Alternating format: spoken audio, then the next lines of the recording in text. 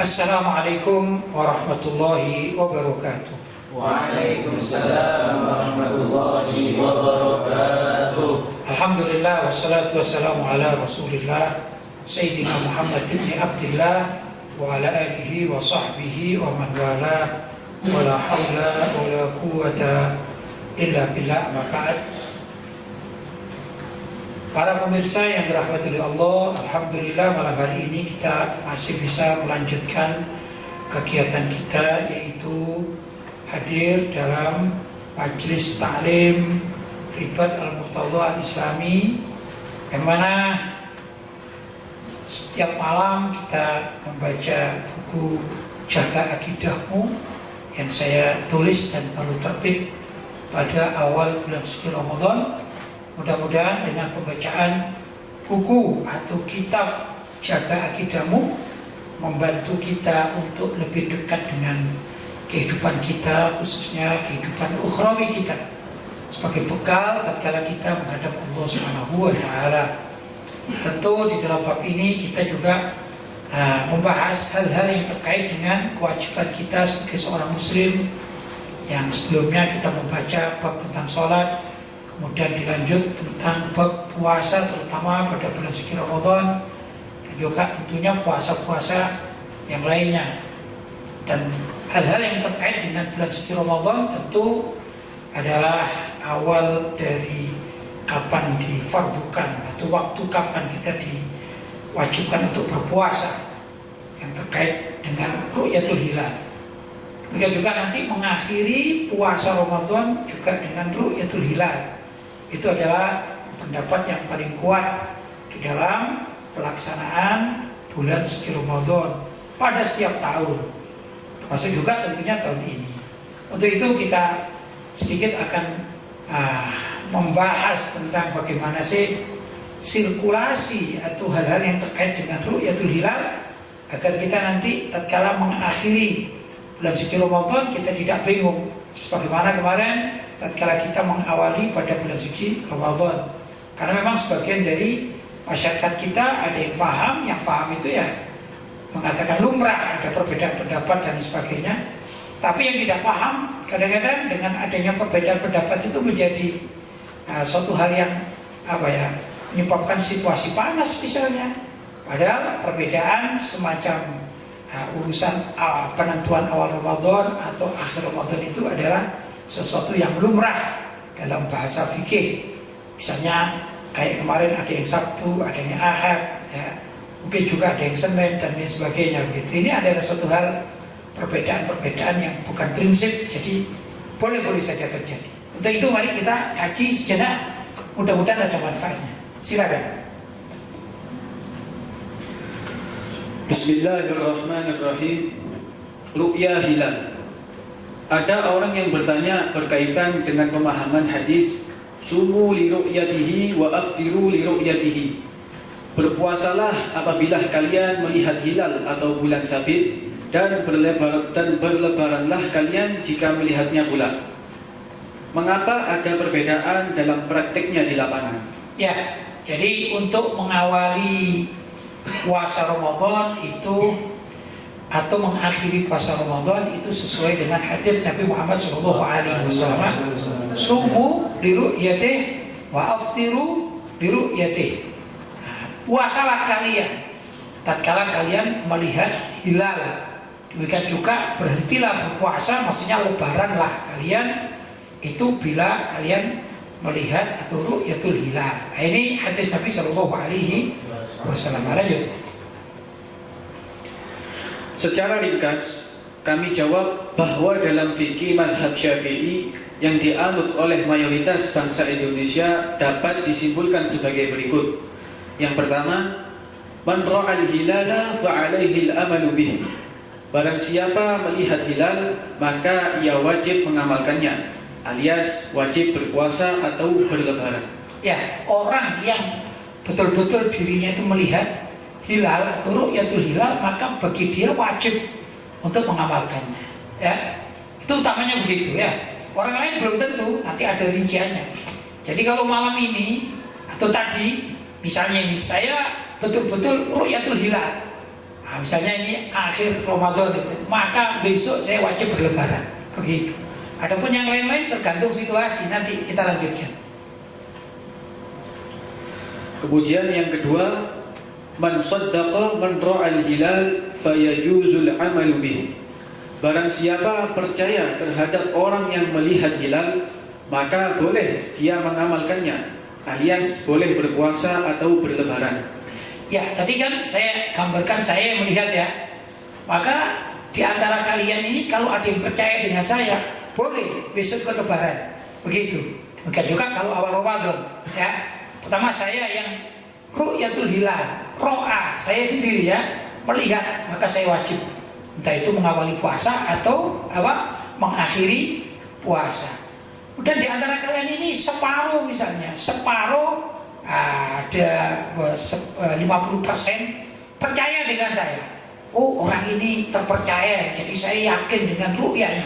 Maka boleh untuk mengikuti saya, yaitu melaksanakan awal puasa atau akhir Ramadan, begitu ya. Adapun yang separuh lagi yang nggak percaya, nggak masalah, nggak berdosa, berarti berbeda dengan saya. Kalau sekarang besok saya lebaran, berarti yang tidak percaya besok lusa, begitu. Lanjut.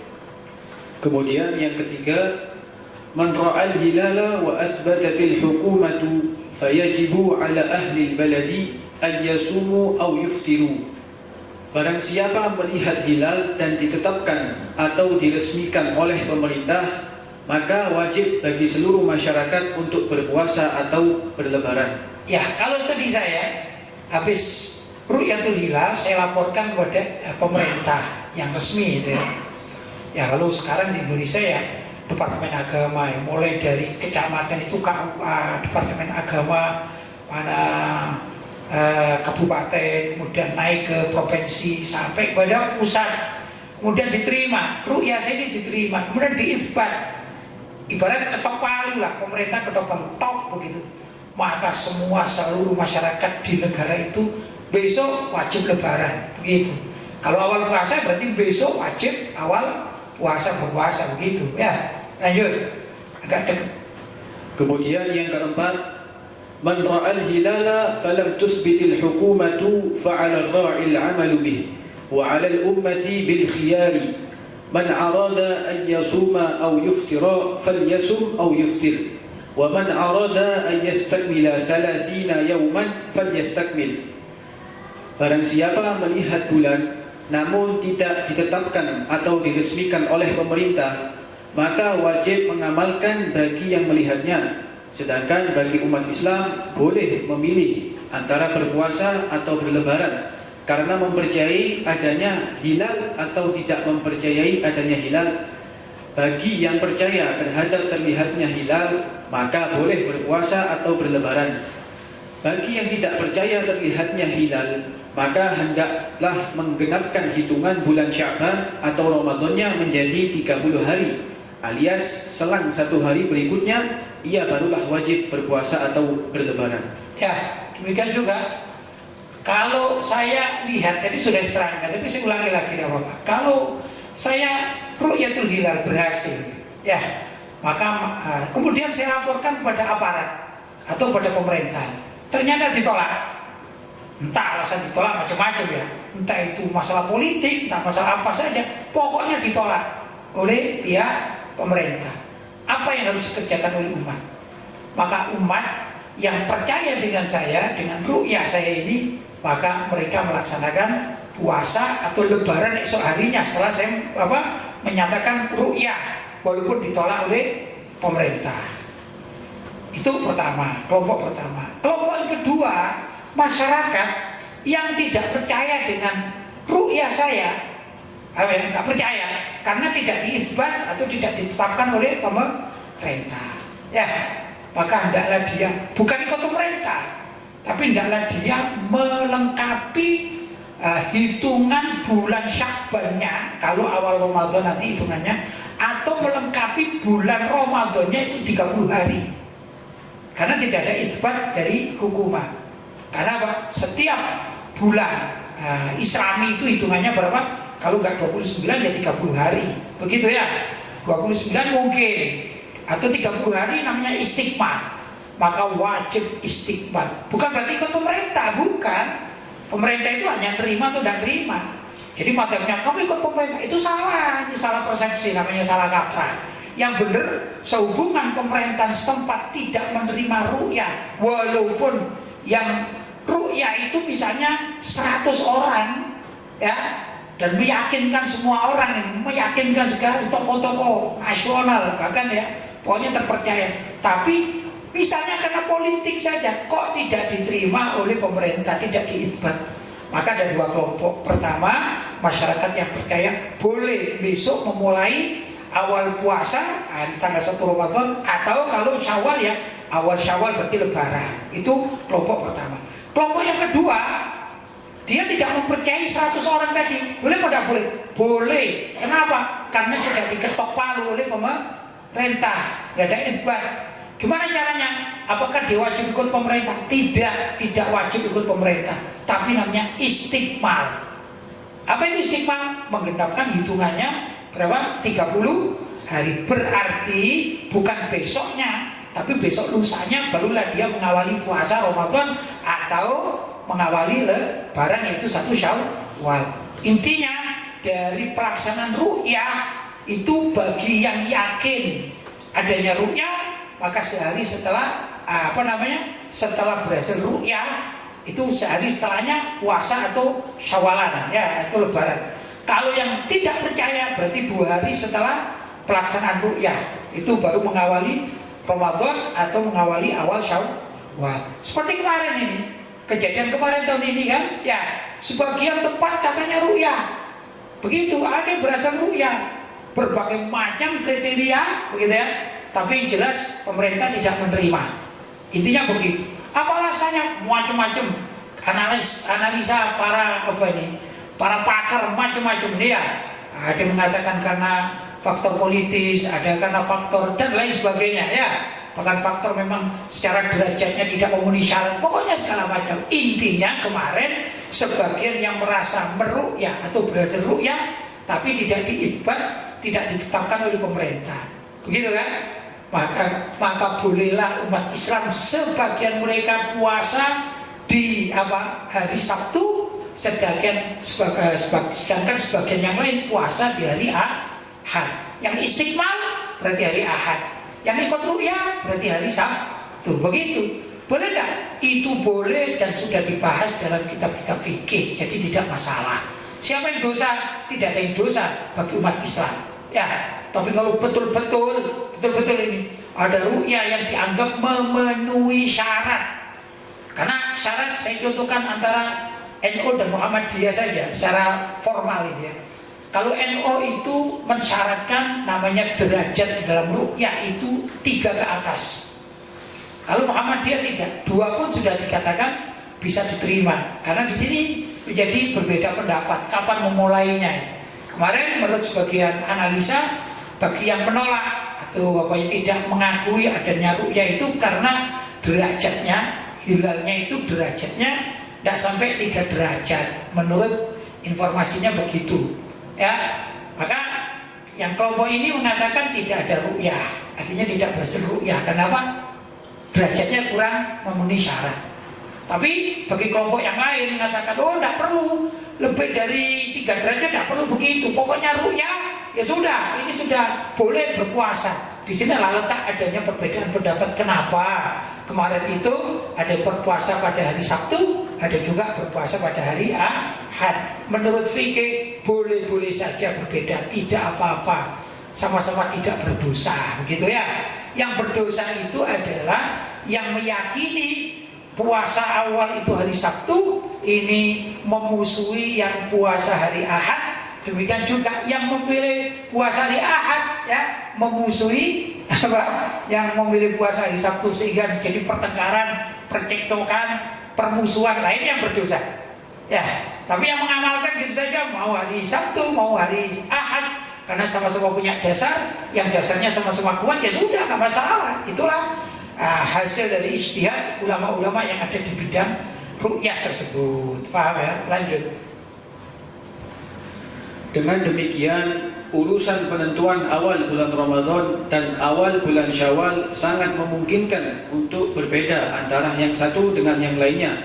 Perbedaan semacam ini boleh dan lumrah terjadi di kalangan umat Islam terdahulu dan tidak ada permasalahan yang timbul sedikit pun di antara mereka. Lanjut. Namun dewasa ini justru sering terjadi kesalahpahaman dalam menyikapi perbedaan furu'iyah atau ijtihadiyah yang diperbolehkan oleh syariat, yang terkadang malah dijadikan alat permusuhan. Faktornya antara lain lantaran keberadaan alat-alat canggih, sehingga jika ada pernyataan seorang yang berada di ujung barat, maka dapat diketahui oleh orang yang berada di ujung timur. Ya, di dalam fikih ada juga yang dikatakan ini kaidah ya. Likulli masafatin matla. Setiap masafatul qasar, yaitu berapa biasanya masafatul qasar yang paling sering kita dengarkan adalah 84 kilo. Itu yang paling minim ya. Jadi kalau likulli masafatin qasrun matlaun, setiap masafatul qasar, setiap 84 kilometer itu boleh orang mengadakan ru'yah sendiri-sendiri. Gitu ya. Kalau mungkin lebih mudah saya katakan 100 lah biar tidak repot ya. Nah, kalau 100 jaraknya Malang kota dengan Surabaya kota pusat itu kalau di jarak kurang lebih 100. Gitu ya. Jadi orang Malang, begitu intinya, boleh mengadakan ru'yah sendiri, orang Surabaya juga mengadakan ru'yah sendiri.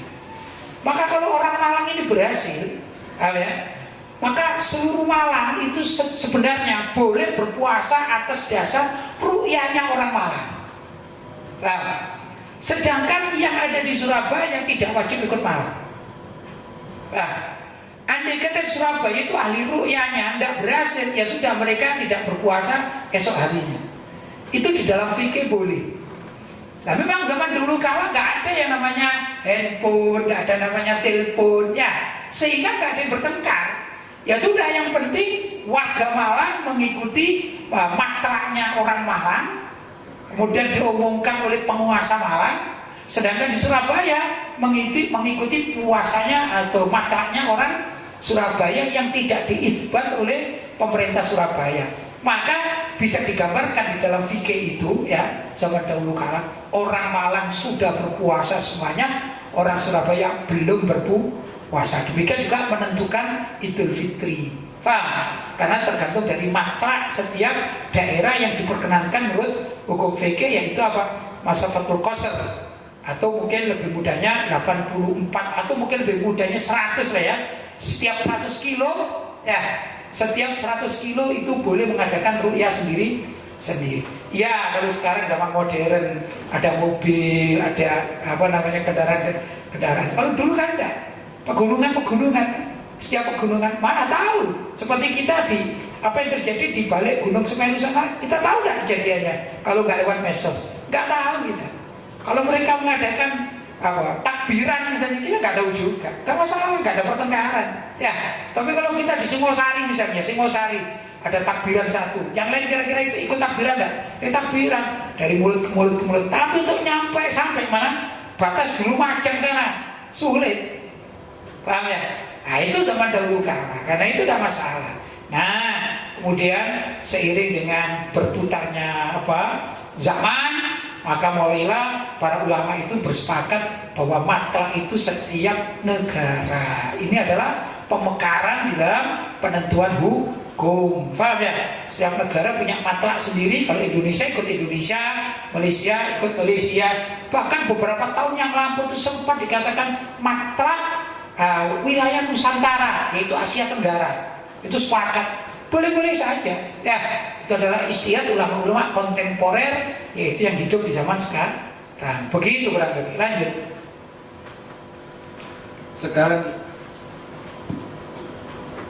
Sekarang ini jika ada tim ru'yah yang merasa berhasil melihat hilal di Cakung, Jakarta misalnya, maka karena pemberitaan televisi, radio, dan alat canggih lainnya dikerasin sedikit. Maka karena pemberitaan televisi, radio, dan alat canggih lainnya, maka masyarakat Jawa Timur dapat mengetahuinya, sekalipun tim yang melakukan ru'yah di Tanjung Kodok, Jawa Timur tidak berhasil melihat hilal. Padahal dalam ajaran fikih ada pendapat yang mengatakan likulli masafatil qasri ru'yatul hilal. Pada setiap batas diperbolehkannya qasar salat sekitar 84 km, maka boleh ada tim yang mengadakan ru'yah hilal. Artinya tidak menutup kemungkinan pada setiap batas, anggap saja 100 km. Keputusan masyarakat yang berada di daerah itu akan berbeda dengan masyarakat di daerah lain untuk mulai berpuasa dan menentukan kapan berlebarannya. Baik, tadi sudah saya terangkan ya, lanjut.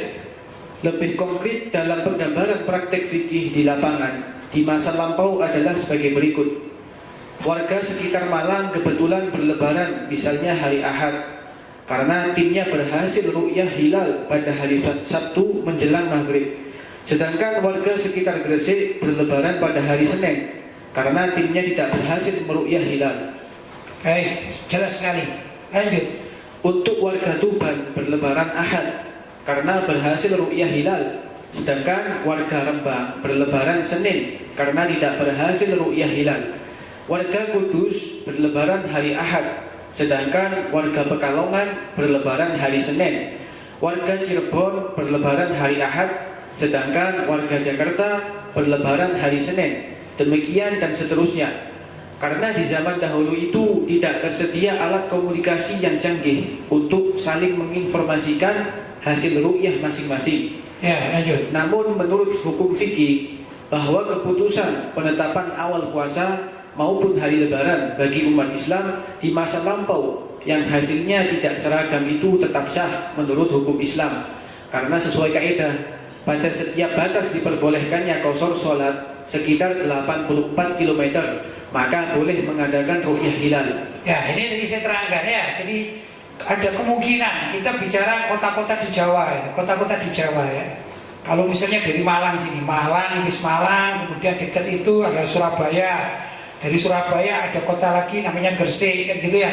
Gresik kemudian ada Lamongan kemudian Tuban, begitu ya. Tuban kemudian Rembang kemudian Kudus, Semarang dan seterusnya.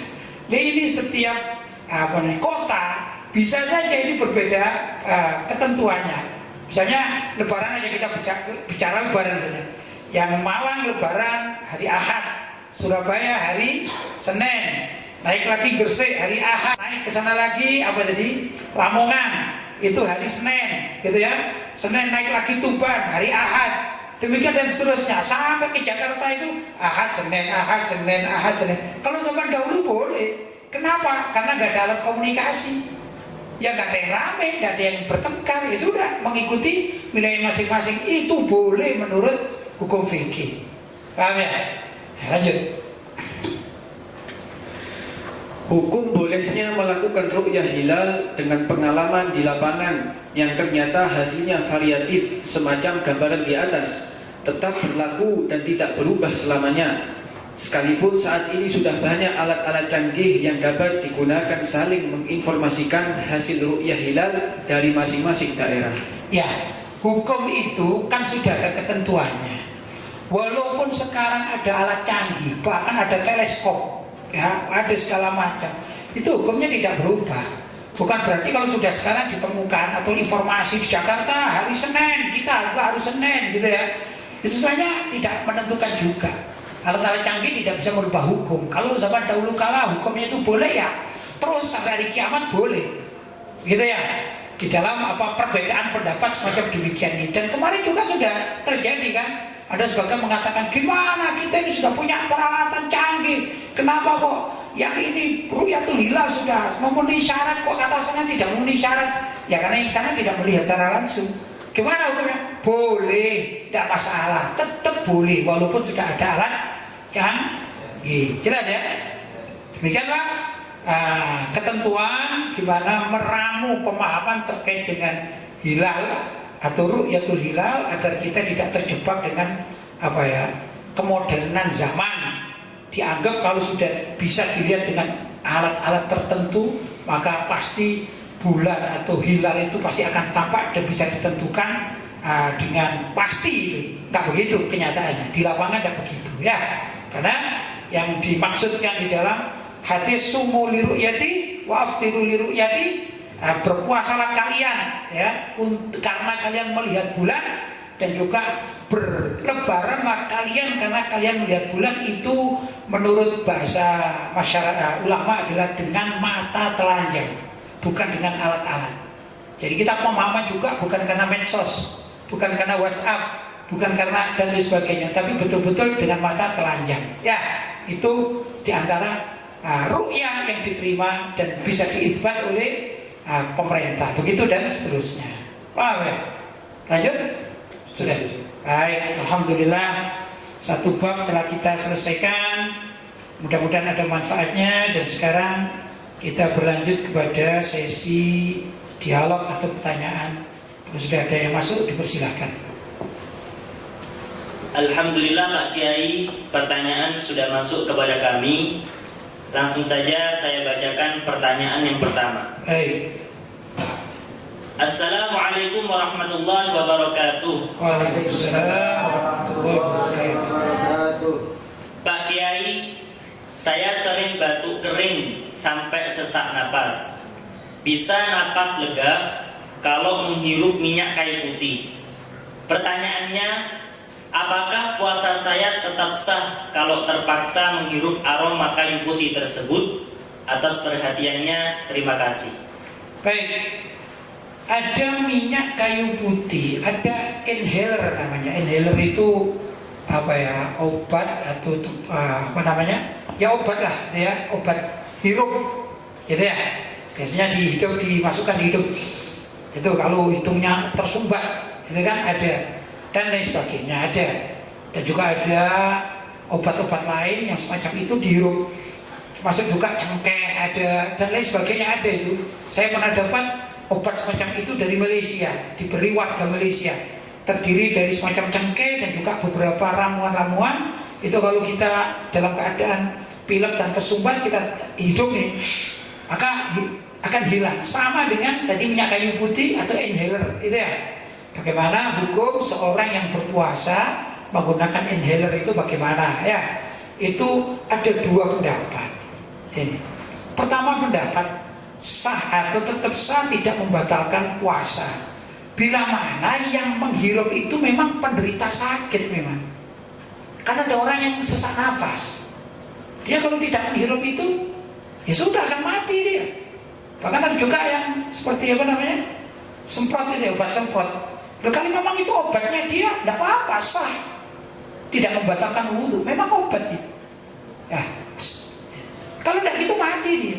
Bahkan orang mati bunuh diri kan, kalau sudah takut puasa saya gimana, gak begini semprot gini ya bisa mati dia. Itu namanya menghancurkan diri sendiri, gak boleh. Ya, maka orang yang punya penyakit permanen semacam itu tidak mengapa dia menghirup ya, inhaler atau tadi minyak kayu putih atau semprot apa ya, yang sesak nafas itu gak apa-apa dia. Nah, karena memang kebutuhan dia. Itu satu. Tapi kalau kita biasa-biasa, tidak punya sakit, tidak punya apa, iseng-iseng, ya batal. Nah, karena ada materi yang ada di dalam sini kan, ada materi yang masuk, apa itu namanya, materi apa, oksigen kan ya, oksigen. Sama dengan rokok.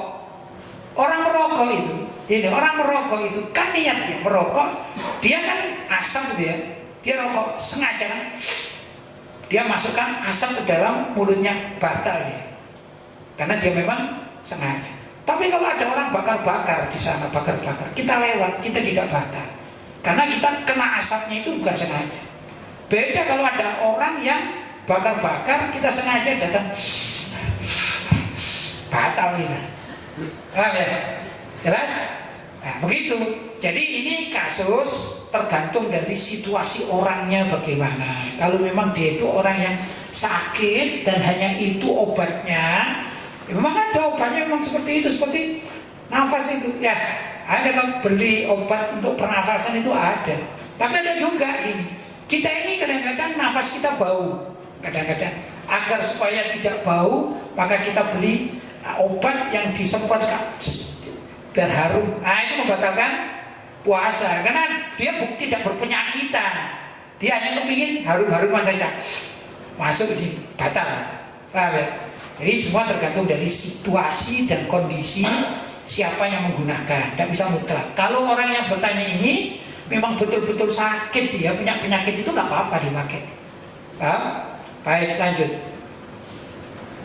Pertanyaan selanjutnya, Assalamualaikum warahmatullahi wabarakatuh. Waalaikumsalam warahmatullahi wabarakatuh.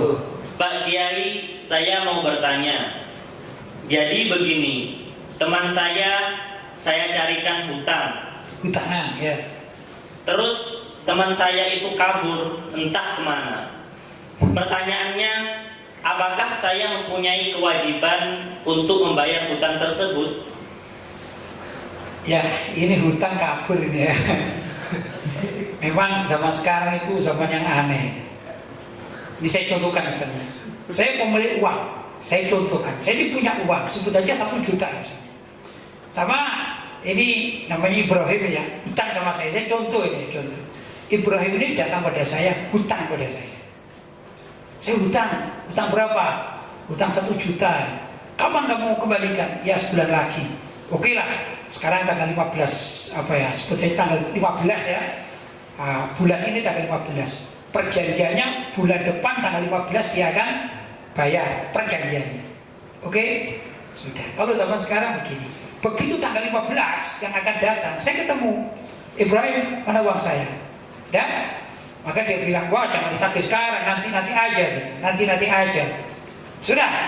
Ya sudahlah, apa-apa lah. Kapan? Nanti tanggal 1, dia mundur setengah bulan. Tanggal 1 aja. Sudah? Tanggal 1 saya datang lagi. Mana Ibrahim uang saya? Nanti aja, janganlah pertengahan bulan aja gitu. Sampai 3 hari. Lama-lama saya ini malu, mau menagih uang saya sendiri itu malu. Bahkan kadang-kadang Ibrahim datang buat saya, apa kabarmu? Bawa mobil bagus, bawa ini dan segala macam. Uangku mana? Ya mana sih ada uang? Saya nggak pernah itu. Saya ini yang punya uang dipinjam itu, kadang malu. Dijanji. Akhirnya ya seperti saya jadi buronan. Bukan Ibrahim menjadi buronan karena dia hutang. Itu zaman sekarang. Apa ada kejadian? Banyak kejadian macam demikian. Paham ya? Di antaranya tadi itu kabur. Ya sudah kabur. Nah, sekarang siapa yang wajib membayarnya? Yang wajib membayarnya adalah yang meminjam uang secara langsung.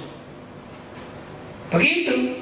Jadi kalau saya ulangi lagi ya, misalnya ya, saya ya punya uang 1 juta. Ibrahim pinjam uang kepada saya atas nama Labib misalnya.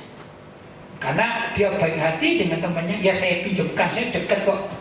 Saya dekat sama pemilik uangnya. Sudah. Ibrahim bilang 1 bulan saya kembalikan. Sama Ibrahim dikatakan Labibnya kabur. Kan gitu kan ya. Maka yang wajib bayar dari Ibrahim kepada saya. Yang wajib bayar kepada saya adalah Ibrahim. Urusannya Ibrahim dengan Labib, ya urusan Ibrahim dengan Labib. Labib wajib bayar kepada Ibrahim, tapi Ibrahim wajib bayar kepada saya gitu. Kalau Ibrahim orang baik, orang soleh, dia akan mengedepankan, ya saya yang menghutangkan. Ya, maka dia bertanggung jawab. Kalau dilempar, pasti saya kan marah. Kalau dilempar, saya nggak tahu. Nah kamu kan yang pinjam, nggak bisa. Misalnya kita ke pengadilan, saya menang, Ibrahim salah. Itu pengadilan misalnya ya, Ibrahim salah. Kenapa? Loh, kan bukan urusan saya. Kamu pinjam uang 1 juta, kamu kasihkan temanmu dan temanmu kabur, kan bukan urusan saya pemilik uang. Hanya perjanjiannya saya dengan kamu yang meminjam 1 bulan. Maka 1 bulan kamu tidak bayar, saya bawa ke pengadilan. Maka dia yang kena di pengadilan. Begitu ya, paham? Karena itu ya ikhwan, di dalam masalah kayak demikian ini, ya kita harus berhati-hati. Kalau saya pribadi itu kalau tidak begitu kenal gimana pekerjaannya, karakter orang tersebut dan sebagainya ya. Misalnya ada orang hutang pada saya, ya kalau saya pas ada uangnya itu, saya meminjemi tapi saya mengikhlaskan gini, ya saya kasih aja. Kalau dia membayar saya terima, nggak membayar ya saya sedekah saya saja gitu. Cuma masalahnya, apakah kalau uang itu banyak saya begitu? Ya enggak dong, ya kemampuan saya kan gitu. Misalnya ada orang datang pada saya hutang 100 juta, saya punya uang 1 juta, bisa saya kasih aja 1 juta. Oh kamu hutang ya? Iya saya punya uang 1 juta. Dalam hati saya begini, Kalau misalnya Ibrahim tadi ya, Ibrahim pinjam uang pada saya 100 juta dengan perkiraan bla bla bla bla, mau bisnis ini nanti diputar segala macam ya. Maka saya punya uang 1 juta. Gini aja Ibrahim, kalau kamu mau pinjam sama saya, gitu ya, saya tidak tahu kamu bagaimana, keluargamu bagaimana, ya sudahlah saya pinjami 1 juta, bukan 100 juta. Kan untung saya pinjami, gitu. Tapi saya pribadi biasanya begini, ya dalam hati mungkin saya bilang sama istri saya misalnya, tadi itu Ibrahim yang datang pada saya, gitu ya, pinjam uang 100 juta, saya tidak ada, saya kasih aja 1 juta, anggap itu sedekah saya, anggap begitu. Kalau nanti sebulan lagi Ibrahim datang dan memberikan uang itu ya saya terima. Kalau enggak ya sudah, saya enggak nyari. Kenapa? Keseringan saya ini diutangi orang tidak dibayar sampai sekarang. Jadi ya itu banyak sekali. Itu kan saya ikhlas saja lagi. Nah karena ikhlas gitu ya, maka ya saya tidak bisa memberikan pinjaman banyak. Nah, ini mungkin trik-trik seperti itu. Kita tetap membantu orang. Ya. Tapi kalau misalnya mau seperti itu, kayak tadi misalnya Ibrahim sama Labib misalnya, maka adalah Ibrahim ini kalau meminjamkan uang jangan kosongan. Kalau Labib punya motor, ambil aja STNK-nya, BPKB-nya, gitu ya. Sudah, ini sebagai jaminan. Ya, jaminan. Misalnya pinjam uang berapa? 10 juta. Harganya motor ini berapa? Andai kata dijual bisa 15 juta. Sudah. Ya gak apa-apa, kamu tak pinjemi atau tak pinjemkan uang sama bosku misalnya ya 10 juta, tapi mana BPKB-nya? Kamu bawa. Begitu ya, kamu bawa motornya bilang bawa juga. Begitu. Sudah, nanti ternyata bleset atau kabur, labelnya ini kabur, maka kamu jual aja motornya ini. Sesuai dengan perjanjian kamu jual, ya kalau laku 15 juta misalnya, setelah laku 15 juta, kamu ambil 10 juta sebagaimana uang yang kamu hutangkan kepada saya, bayar ke saya. Sedangkan sisanya kamu kasih keluarga dari label tadi yang kabur tadi itu kan mesti punya keluarga atau gampangnya ahli warisnya begitu. Jadi jangan polosan, zaman sekarang ini sulit ya mempercayai dengan polosan. Kalau mau polosan ya ikhlas-ikhlasan, mintanya 10 juta ya. Kalau kalian nggak punya ya nggak perlu harus sampai menghutangkan ke orang-orang lain lagi jadi tanggungan. Caranya gimana? Ya kasih aja semampunya. Kecuali kalau kalian memang betul-betul mampu, ya. Misalnya saya ini mampu, ada orang hutang 100 juta pada saya dan saya mampu. Maklum uang nganggur saya 1 triliun misalnya. Kalau 100 juta kan sedikit, ya nggak kasih aja nggak apa-apa. Nggak ya, ini pinjam nggak apa-apa. Dalam hati saya harus mengatakan kalau dikembalikan syukur dan kembalikan ya mudah-mudahan itu adalah ibadah sedekah saya. Begitu caranya. Ya, tapi kalau kita masih bukan kelasnya 1 triliun simpanan kita, ya harus hati-hati begitu ya. Tapi jelas pertanyaan tadi itu, kalau tadi Labib pinjam kepada Ibrahim, Ibrahim pinjam kepada saya, anggap saya ini bosnya gitu ya. Setelah saya kasihkan pada Ibrahim, maka oleh Ibrahim dikasihkan pada Labib, tiba-tiba Labibnya kabur, yang wajib bayar adalah Ibrahim kepada saya, wajib bayar. Urusannya Ibrahim dengan Labib urusan dia sendiri, karena pemilik uangnya adalah saya. Begitu, jelas? Baik, masih ada? Lanjut? Selesai. Alhamdulillah sudah selesai. Ya, ini fenomena di masyarakat seperti itu ya. Bukan berarti saya mengajak saudara-saudara untuk pelit, tapi bukan masalah itu, tapi berhati-hatilah. Ya, mending kita ini bersedekah semampu kita. Semampu itu ya ada kalanya banyak loh. Ada orang sedekah 1 triliun ya boleh-boleh saja, dia mampu gitu ya. Tapi lebih baik kita bersedekah daripada kalau dicurigai hutang piutang akhirnya terjadi masalah-masalah di kemudian hari. Begitu ya. Jelas? Mudah-mudahan ada manfaatnya dan mudah-mudahan kita dijadikan orang yang ahli khair, bisa membantu orang sekemampuan kita, dan mudah-mudahan amal-amal kita ini diterima oleh Allah Subhanahu wa taala. Hadza wal afu minkum. Wassalamualaikum warahmatullahi wabarakatuh. Waalaikumsalam warahmatullahi